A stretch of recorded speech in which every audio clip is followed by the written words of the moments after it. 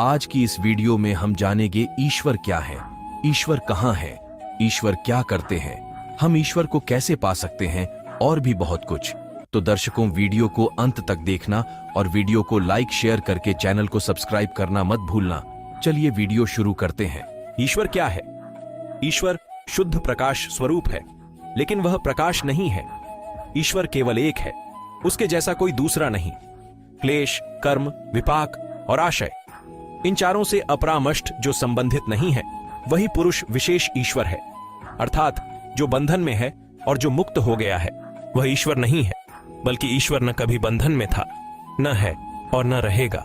ईश्वर निराकार, निर्विकार और निर्विकल्प है। उसकी कोई मूर्ति नहीं बनाई जा सकती। ईश्वर अजन्मा है।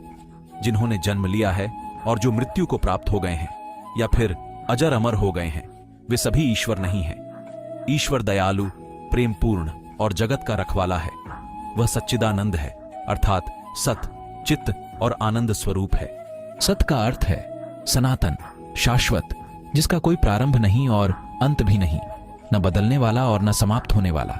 चित्त का अर्थ है चेतना, विचारणा, मन और बुद्धि आदि। चेतना से ही संसार का उद्भव हुआ है। तीसरा, इस संसार का सबसे बड़ा आकर्षण आनंद है। संसार की उत्पत्ति आनंद के लिए ही हुई है। शुद्ध आनंद की अनुभूति होना दुर्लभ है। वह परब्रह्म ईश्वर एकात्म भाव से और एक मन से तीव्र गति वाले हैं। वे सबके आदि, प्रारंभ तथा सबके जानने वाले हैं। इन परमात्मा को देवगण भी नहीं जान सके। वे अन्य गतिवानों को स्वयं स्थिर रखते हुए भी अतिक्रमण करते हैं। उनकी शक्ति से ही वायु, जल, वर्षण आदि क्रियाएं होती हैं। वे चलते हैं, स्थिर भी हैं। वे दूर से दूर और निकट से निकट हैं। ईश्वर क्या करते हैं? ईश्वर का कोई संदेशवाहक नहीं। संदेशवाहक देवी और देवताओं के होते हैं। अर्षियों ने ईश्वर के वचनों को सुना और उसकी स्तुति की, जिसे वेद कहा गया। वे ईश्वरीय वचन है, जिनमें आदेश, संदेश या आज्ञा नहीं है। ब्रह्म या ईश्वर न न्याय करता है और न अन्याय करता है, लेकिन जो उसका ध्यान करते हैं उनके साथ कभी अन्याय नहीं होता। ईश्वर किसी को भयभीत करने वाला और न ही प्रेम करने वाला है। जो उससे प्रेम करते हैं वे स्वतः ही उसके सान्निध्य में होकर सुरक्षित हो जाते हैं। जो उससे भयभीत रहते हैं वे अपने पापों के कारण ही भयभीत रहते हैं। ईश्वर न आज्ञा देने वाला है और न ही उपदेश देने वाला। उपदेश और आज्ञा देने वाले ईश्वर या सत्य के मार्ग पर नहीं है। कौन ईश्वर नहीं है? ब्रह्म ही सत्य है, जो न तो पुरुष है न ही स्त्री। वह सिर्फ ब्रह्म है। ईश्वर न तो भगवान है, न देवी है, न देवता और न ही ब्रह्मा, विष्णु और महेश। ईश्वर पृथ्वी, जल, अग्नि, वायु और आकाश भी नहीं। ईश्वर कहाँ है? ईश्वर वह है जो समय और स्थान से प्रभावित नहीं होता है। ईश्वर न धरती पर है और न आकाश में, लेकिन वह सर्वत्र होकर भी अकेला है। सृष्टि से पहले भी वही था और सृष्टि के बाद भी वही एकमात्र होगा। ईश्वर सभी की आत्मा में है और सभी की आत्मा ही ईश्वर है। लेकिन वह कभी किसी को महसूस नहीं होता। उसके लिए आत्मवान होना जरूरी है।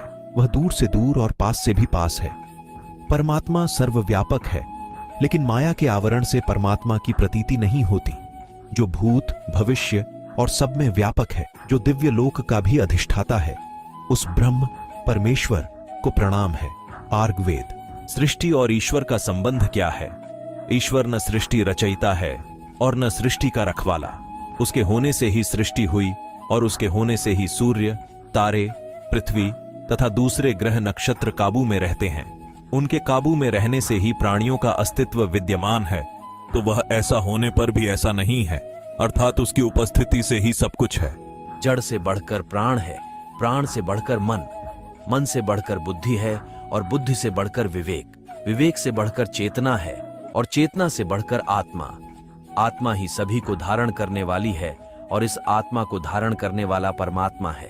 धरती से बढ़कर जल है, जल से बढ़कर अग्नि, अग्नि से बढ़कर वायु है और वायु से बढ़कर आकाश। आकाश से बढ़कर महत है और महत से बढ़कर आत्मा। आत्मा से बढ़कर वह एकमात्र परमात्मा ही सभी को धारण करने वाला है। उस ब्रह्म से प्रकट यह संपूर्ण विश्व है, जो उसी प्राण रूप में गतिमान है। उद्यत वज्र के समान विकराल शक्ति। ब्रह्म को जो मानते हैं अमृतत्व को प्राप्त होते हैं। इसी ब्रह्म के भय से अग्नि व सूर्य तपते हैं। और इसी ब्रह्म के भय से इंद्र, वायु और यमराज अपने अपने कामों में लगे रहते हैं। शरीर के नष्ट होने से पहले ही यदि उस ब्रह्म का बोध प्राप्त कर लिया तो ठीक, अन्यथा अनेक युगों तक विभिन्न योनियों में पड़ना होता है। तैत्तिरीयोपनिषद में लिखा है 34। आत्मा और ईश्वर का संबंध क्या है? यह आत्मा ही ब्रह्म है। ब्रह्म स्वरूप होने और ब्रह्म में से ही प्रस्फुटित होने के कारण आत्मा को भी ब्रह्म, ईश्वर तुल्य माना गया है। संसार प्राकृतिक शक्तियों का खेल है और प्राकृतिक शक्तियां चित्त शक्तियों का खेल है और चित्त की शक्तियां आत्मा का खेल है और आत्माएं ईश्वर के होने से ही विद्यमान हैं। ईश्वर को कैसे जान सकते हैं? स्वयं को जानने वाला ही ईश्वर को जान सकता है। ईश्वर तक पहुंचने के दो ही रास्ते हैं, शरणागति और ध्यान। ये दो मार्ग अभ्यास और जागृति से हासिल किए जा सकते हैं। अहम ब्रह्मास्मि अर्थात मैं ही ब्रह्म हूं, तत्वस्मि अर्थात तू ही ब्रह्म है और एकमेव ब्रह्म सत्य अर्थात वह ब्रह्म ही सत्य है।